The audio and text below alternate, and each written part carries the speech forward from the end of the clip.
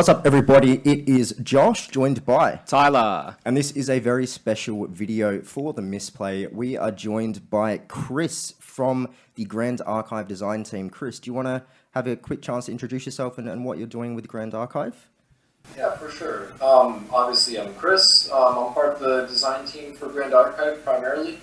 We're a new card game from Kickstarter and hopefully releasing this year. Yeah, cool. I know we're super excited about it. We've been following it for some time now and very happy to have backed it. So, hoping to get more people excited for it. 100%. We found the Kickstarter with less than 8 hours to go and pretty much made a split decision right then and there. Like, this seems really cool. Let's back it. Yeah. I guess, are you able to talk a bit about what it's like working for a design team for a brand new TCG? Like, is it something that you and your team have experience in before or a brand new venture? So, it's pretty much a brand new venture. In terms of experience with TCGs in the past, we've all played a bunch. I know Sunny has a lot of strong opinions on card games of various kinds now, and I myself have a lot of experience with TCGs.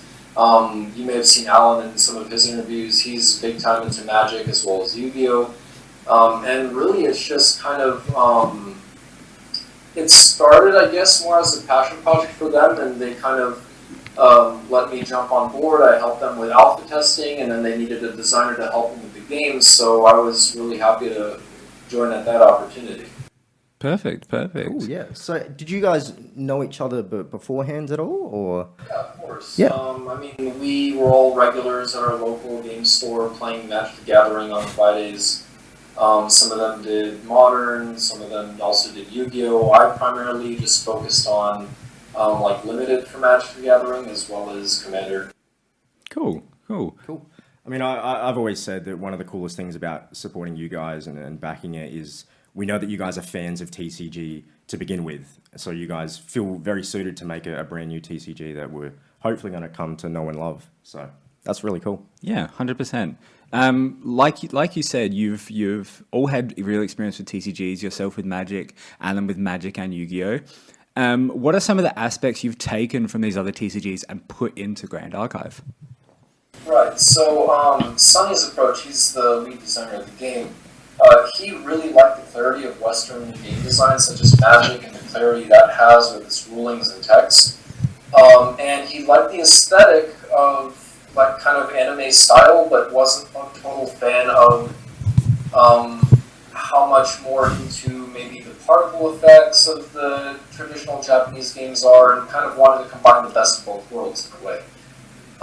From my perspective, I also really like the clarity of Magic the Gathering. I think it's a very solid game syntactically for ease of understanding. All the cards make sense. Reading the card explains the card is something you may have heard often enough if you played Magic yourself. So it's just kind of combining all those aspects into making a really nice, cohesive, and fun-to-play product. Yeah, no, I agree entirely, because I remember speaking a while ago, and it was specific about Magic. One of the best things about it was how clear and precise, the wording and terminology is on those cards, easy to understand. So, 100%. And I absolutely see that with your card design. Makes it very easy to pick up for the most part. 100%. We've found that, I've been a big fan of Yu-Gi-Oh! For a long time. Josh has been a big fan of multiple TCGs, including Magic, and learning Yu-Gi-Oh! And having so much confusion and not understanding around game state and certain effects. Magic, like you mentioned with Western TCGs, it just makes it so clear and easy to understand. We definitely see that in Grand Archive. We see that influence. You guys have obviously made it your own. There's so many unique things which I'd love to ask more about shortly. Cool. One of the interesting things, which is always a topic of debate, so many TCGs, they do tend to develop over time. For example, fans of Yu-Gi-Oh! Know, 10, 20 years ago, it's nothing like it resembles now. And a lot of that is due to power creep. And I know it is early in development. You guys are still in print and play.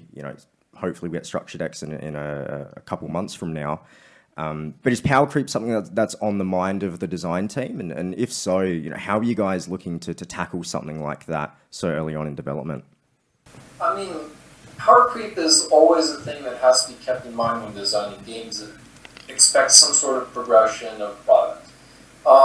In one sense, it is something inevitable. I think all games inevitably will have that power creep for multiple reasons, one of which I think the biggest is probably design space. You start out with a product foundationally and hope you make the balance as best you can early on. To progress in that game, obviously there's going to be cards that come out that are going to be better in some cases situationally, or just strictly better for one reason or another. This is easy to see as well with like games such as Hearthstone, with Magic the Gathering, Yu-Gi-Oh! As well, I'm sure has its fair share of power creep. The best way we can think of, and we're going to put into practice from a design philosophy, is just planning ahead, making sure that our products are playing the best way they can be, making sure that we don't like print, let's say a 3 costs 2, 3, and then next they make a 3 costs 3, 4, and then keep ramping up like that, because that doesn't make sense. Really, it's just planning for the future and design the best way we can, making sure that our design philosophy is concrete and set in stone more or less.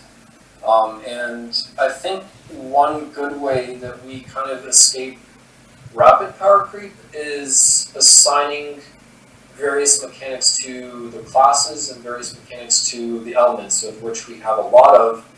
And given that flexibility, we can definitely spread out the power and mechanics between all of those and lessen power creep that way. Yeah, I mean, just touching on that, if we can, Chris, what are some of the, I guess, mechanics that you guys are keeping in mind to help combat that specifically?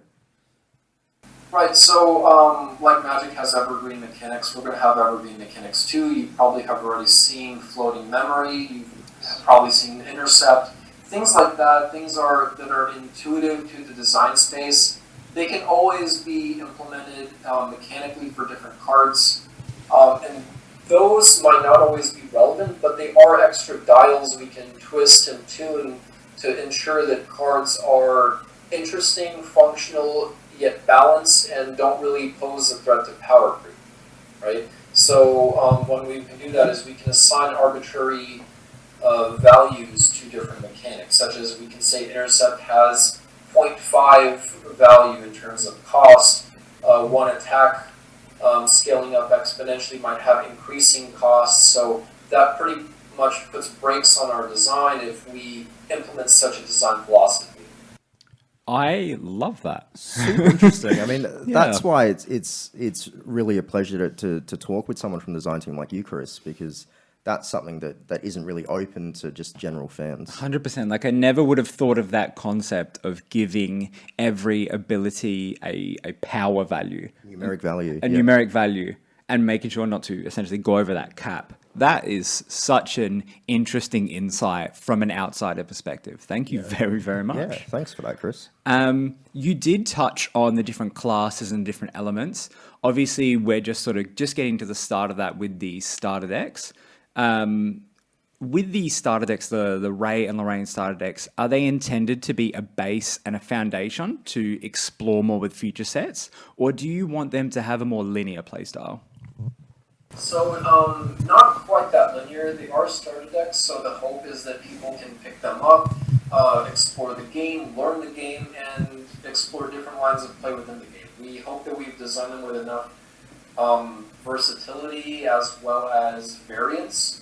You'll notice that there's not a lot of things that are like 4 copies of a card, and it's a lot of 4 copies of like some core cards, maybe like Scry Disguise, which is a pretty standard effect, and then fewer cards of ones that have more advanced effects or interesting effects that you might explore one game, might not see in another, and it really just opens up paths in which you can feel how the play kind of goes. It is a starter deck, so it is supposed to be more linear than, fast play, fast pace, or combo, or control. Not any really one of those. So, for example, Lorraine, a lot of questions we've been asked are like, well, Lorraine doesn't really seem to get level 3 very often. Why do you even bother having Crux cards in there, for example?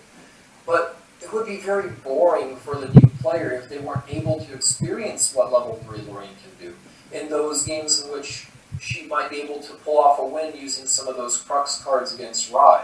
Whereas Rai's game plan is kind of dependent on him getting to level 3. So it's much more common for players to experience that. Yeah, cool. No, I think it's definitely a good thing that you guys have included level 3 as well. You don't want people to feel like they're missing out on something because they're playing a particular champion. 100%. It also gives you an alternative goal. Yeah, when we want to showcase a game, you want to showcase all the mechanics of that game. You don't want to leave people wanting for more, really. You want to kind of show them what you can do. Yeah, and it's always been fun. Like, we've done quite a lot of playing with the Princeton play as well. And it's always a blast, like getting level 3 Lorraine out. Yeah, as well. it feels like such a slap the card on the table. And it's like, What are you gonna do? yeah, exactly. I love it. It's such a good feeling. Yeah. So we've noticed there's been some rules that you guys have flipped. One mainly being a hard set TCG rule, and what I mean by that is with the champion spirit to start the game, that dictates how many cards you get to draw to begin the game. Now that's something that a lot of TCGs don't do. Usually it's very, draw 5, draw 6, draw 7, start the game. So that was a very interesting, and we loved that idea. I guess a two-part question. How did you guys come to think of such unique ideas to flip those hard set TCG rules? And does this potentially set up for an expansion on that idea, maybe variation of how many cards you draw and play style was dependent on those hard set rules? I mean, in one way, it just kind of made sense to start the game like that, since every player needs a champion into play, and rather than just saying, every player just draws 5, 7 cards at the start of the game, it felt much more intuitive to say the game starts whenever the champion kind of enters play. And with that, tying the hand size to your starting champion, it does allow for a lot more design space, let's say, for future possible champions. So for example, you could have a champion that allows you to draw more cards at the expense of taking damage early on. So if your champion starts at, let's say 7 life instead of 10 or 12 or whatever we decide, you run the risk of getting completely run down in the early turns, but if you manage to survive and kind of preserve your life going on in the game, maybe those extra cards prove useful. Maybe something not quite that drastic, but you can put in, let's say, a glimpse as a mechanic into your starting champion. You can make each player discard a card. Very symmetrical, balanced effects in different ways that add interesting tweaks on what a champion can do, right? Yeah, I mean, that's something, as soon as we saw, that dictates a draw power, our mind just went, there's so much potential here for freedom and, like you said, design space. So it's something that's exciting for us as fans, and I bet exciting for you guys as designers as well. So. 100%. We loved the idea from moment one. Yeah. It drew our eye in pretty much immediately. Touching on the materialized deck, how much diversity could we see in the future? For instance, Lorraine has a somewhat mid-level play style. She wants to be slightly more aggressive. And obviously, you can essentially throw in whatever you want into the materialized deck as a design team. You could, in theory, have Lorraine pivot to a more control-based materialized deck. Is this something you guys have thought of? Yeah, so the material deck is, like most games, treat a sideboard or wish board in which they can pull cards from. Essentially, it also serves as the kind of tempo modulator for the game. A lot of people have asked us, well, the game seems a little slow, 60 cards seems a little big, why not just make it draw 2? And to that we've a lot of times responded, well, you get 1 draw for your main deck, and you treat your material deck as basically another draw. The other consideration here, I guess, is if we were to ramp up that game as just an aside to the draw 2, it's very hard to control the pace at which we want the game to progress. We can always go up, but we can't go back down. But from the material deck, you've seen a lot of cards say, fulfill this condition, draw a card, or fulfill this condition, draw 2 cards. Or you just have plain weapons in there, or something that gives you an extra effect, like you've seen maybe with Arcanist's Prism. There's a lot of versatility that the material deck has. The biggest thing is that you can get any card you want out of there. So whatever card fits best for the situation is the card you're going to get best. Whether you need a better hand so you can draw more cards, whether you want an actual weapon to put more damage into your opponent's face. Those are both things that let you, that the material deck lets you do. In terms of for the future, obviously for the starter decks and what you've seen so far, a lot of the cards in the material deck are maybe not exactly as powerful as you might anticipate some effects to be. That can all change. We can definitely print some stronger cards for the material deck, things that have less restrictions or have more powerful effects, but those all need to be balanced. On our Twitter page, you may or may not have seen, we do have Grand Crusader's Ring on there, which is a restrictionless draw a card when you materialize it. So the turn you materialize it, you automatically just get to draw a card for free from your material deck. Whereas something like Mana Limiter, it makes you have to take those extra steps to refuse drawing 2 cards with enlightened counters for a while before you can cash that thing in. So there's a lot of design space with the material deck. There's a lot of ways we can take it. Obviously, as a sideboard, you can put in, like, let's say, all 3 elemental baubles if you want. And while they will be good in some matchups, they may not be good in others. And so that also gives a level of meta adaptability, if you will. If 70% of the field is fire and 30% is wind, most decks will probably run the fire bauble, not as much will run the wind bauble. Yeah, I mean, that was a lot of our thoughts. We agreed with a lot of that. It felt very much like it's there at your disposal when you need it. You don't always have to use it if you don't need it at that time, and you can fill it with what you like. So it's good to hear that is pretty much the design philosophy for it and the function of it. 100%. It's your toolbox to, I need a hammer in this situation. I need a screwdriver. And I love that. Even within the short minute or two that you're talking, you came out, in this situation, you might want this. In this situation, you might want this. You came with so many great ideas that I'm excited for now and I'm excited for the future. Yeah. I'm going to follow up with a question because I'm very happy you touched on that, Chris, and it'll probably be the next couple of questions. I'm going to mesh them together a little bit. So you touched on, how some people have mentioned that 60-card decks need, two draw power, but once you go up, you can't come down, which we agree with. That's impossible once you, increase the power of draw power. So it seems like you guys are taking on a lot of feedback, and we've found that the game sometimes can be either a bit stagnant, flow very well, or a bit inconsistent because it's 60 cards and only 1 card per thing. But obviously, if you're drawing 2 cards, it makes the materialized deck a bit busted potentially, and some of the power cards a bit busted. How are you guys taking on feedback from this early on in the game currently? And in terms of the print and play, we saw 1.2 include the floating memory, some more draw power cards. With the feedback you guys are getting from the community this early on with regards to its play style, how are you guys incorporating that feedback, and what kind of support can we see for the next print and play potentially? So for the next print and play, we definitely have added balance changes. First of all, there may be a surprise for the next print and play as well. I won't go too far into detail for that, but you probably have already seen one of the cards that we might release alongside that, Veteran Soldier, right? 5 cost, 2/3 with floating memory. Floating memory itself was definitely a product of the feedback we've gotten for making games not as stagnant. You have a card that can do something, and then it will let you protect the cards you have in your hand so you don't feel like you're running out of cards while trying to also level up, which is arguably one of the things that you want to be doing in the game. Feedback we do take to heart. A lot of the things we have considered, we have looked at, we have also responded to in kind, such as the what if you make it draw 2 per turn instead of just 1.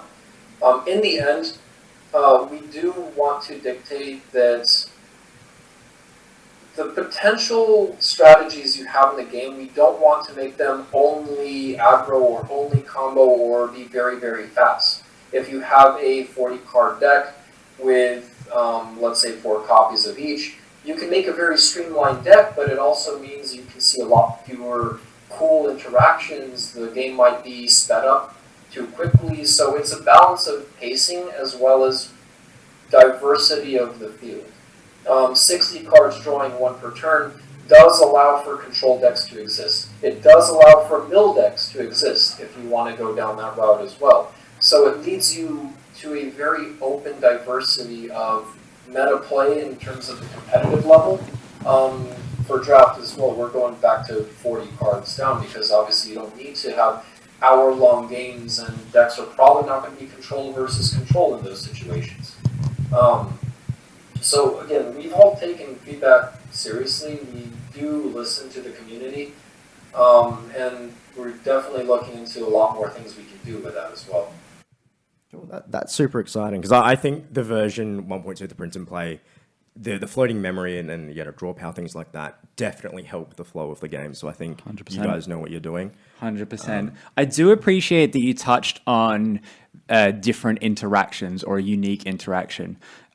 Since we are, longish time Yu-Gi-Oh players, we'll do a duel against each other with, let's say I'm running deck A, he's running deck B. If we ran 10 duels and they're our best decks, a lot of the time the interactions will be exactly the same. Because with 40 cards, it's so streamlined, you don't get into these unique, fun, memorable interactions. And I do appreciate that you touched on that with a 60-card deck, not as much randomness or chaos, but it will create more interactions that you hadn't seen in the past duels.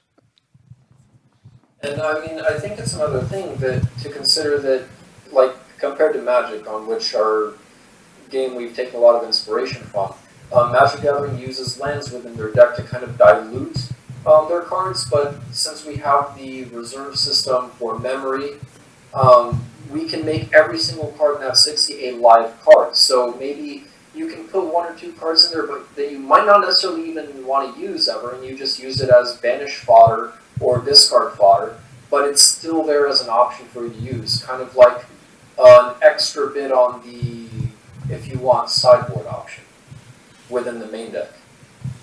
No, it's super cool. Like the memory system that you guys have implemented is also another very unique aspect of resource management because it's not just ones you play in your hand, you've got your materialized deck as well. So it's just an added level of strategy as well and just super unique.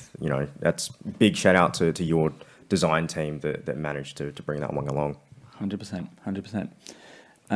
Cool. Another question as well. So with the starter decks, we're expecting to get them in April/May. They should be delivered to most people by then. And then the expansion sets, we're hoping for September/October. Are you able to touch on kind of what the roadmap might look like for the next, 12 months after release at all, whether it's, maybe more structure decks or expansion sets or a bit of both? Right. I'm not sure that I can personally speak to what the product development is over the next 12 months or so. But for the short term, like you said, we are planning to have the starter deck shipped out by late April and early May. Let me say this. Among the feedback we've gotten from the distributors we've been trying to establish to make a network, as well as different game stores and LGSs, a lot of them have given us feedback in terms of the length of time between the release of the starter decks and the set release for the boosters. And we are considering taking that feedback into account in terms of planning our releases. But for now, you're right, that's the plan. The starter deck to release or ship in late April to arrive in May. We are kind of thinking on the back of our minds what the next set would be, what that would look like, of course what classes we would include for that, Ranger being one of them since it's not being included in this set. And we're just trying to kind of plan out for what support we want to give to those classes as well. How much of the Ranger, mechanics and structure for the class do we want to include in this set as well for the future sets? You may have seen we've already included clerics in this main set as well, maybe some guardians as well. And those are all kind of trying to build support for future expansions when we don't currently have that large foundation of cards and effects, so people can borrow from older sets if they want to make something constructed on a more Ranger theme, let's say. Oh, that's good to hear. Yeah, 100%. I do like I've seen some of the stuff your team has posted online for I think the term was Guardian and Cleric. I like that we're already getting glimpses of the future classes, and I do appreciate that you touched on or how much of Guardian, Cleric, or Ranger do we want to put in when they don't have the infrastructure to run those decks yet. I personally love the idea of, let's say, we're getting the box towards the end of the year. Very excited to get a Guardian card, a Cleric card, or a Ranger card, but saying, yep, I can't use this yet, but I'm excited for when that infrastructure comes out that I can use it. So, I mean, it's not that you can't use it yet, it's that we will mold it in a kind of double class, so cards can be both warrior and a mage, let's say. So you can use them in either warrior or mage, and if it has a class bonus, being either class will let you have that class bonus. So that's one way we can implement cards that can be used now, and still have them be relevant later. Gotcha. I like designing for the future. Yeah, I love like that. it. I love hearing that. You did mention talking about getting into a retail space, and I do love that because obviously you guys spoke about having those relationships grow at your local game stores. I do love that you're also getting feedback right away from your local game stores of time between releases. Obviously, the team's hoping for getting to a retail space, at least in the US, for the future. So currently, by retail space, are you meaning like large distributors like Target, Walmart, Amazon? Sorry, no, I was more speaking into your local game stores. Yes. So that's the plan. Right now, we're actually in the process of producing demo decks that we're going to be taking to LGSs for free, so they can, test out the game. Very basic decks that'll just kind of showcase our mechanics and the gameplay and sort of pacing that they can expect, and see if they'd like to carry our game or not. So that is what we've been working on for this past bit, and trying to get those produced to get out to LGSs to, like you said, grow our network and make sure that we have that infrastructure for vendors. Perfect. I love that idea. Yeah, it's really cool. Obviously the best way to get someone onto your product is to have them try it, to have them see it in person. I love that idea. Yeah, I hope it goes well. I would love to see this, everywhere. We've been taking these demo decks and showcasing them at nearby game stores as well, getting feedback on those, developing those further to make sure that they're as good as they can be. I love it. Exciting. Yeah, it's really exciting. Despite being in Australia and we won't get to see these, I'm really excited for the people that do get to try it. Fingers crossed we get to see it someday. Fingers crossed. But that's pretty much the questions we've got for you today, Chris. You've been amazing with answering all the questions we've thrown at you. I guess I just wanted to put this on you at the moment. Anything that you wanted to let the people know, get people excited for something, or the floor is yours if you'd like. Nothing really from my end. I do recall you guys asked about gameplay tips for new players. Yes. Right, so we can kind of go through those a bit. A lot of the feedback we've gotten is, well, I'm running out of cards and the game's not letting me play what I want to play. It may be a little counterintuitive, but it's one of those things that you have to just kind of learn to pace. Leveling your champion. It's not like turn you want to go level 1, then next turn level 2, next turn level 3. Grand Archive is not that kind of game. And I know that compared to a lot of the other similar kind of anime, Eastern style games, the gameplay is very fast paced, and they don't quite last as long in terms of game time. So because Grand Archive has taken inspiration more from something like Magic the Gathering, by virtue it'll be a little bit more slower. So new players should pace their games a little bit more, conserve their resources, make use of that floating memory whenever they can to preserve those cards. So it's just kind of pacing, I think, is the biggest hurdle to get over as a new player. Yeah, I think that's something that we've really had to come to understand. Mm-hmm. You can't force game mechanics to work a certain way. You have to learn and adapt to them. You have to play it by its terms, play it by its rules. Otherwise, you're not going to last. We've definitely learned that early on. Yeah, but pacing is definitely a huge tip, and we found that's helped immensely with our playtests. 100%.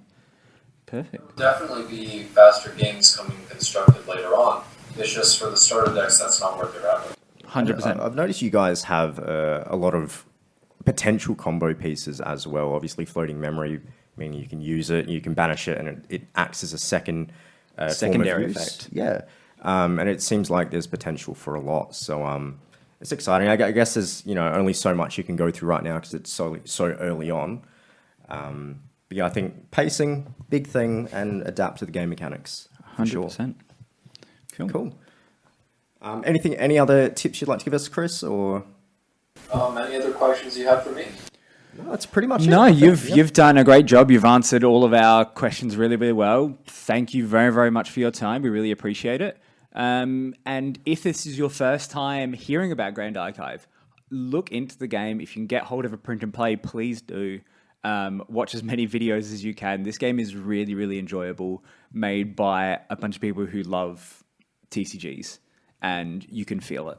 You can 100% So feel it. just a big thank you to Chris. We wholeheartedly appreciate you taking the time, and it's just been really good to get a deep understanding of, I guess, more of the design aspects and what goes on behind the scenes with a brand new TCG, because very rarely do we get that discussion opportunity.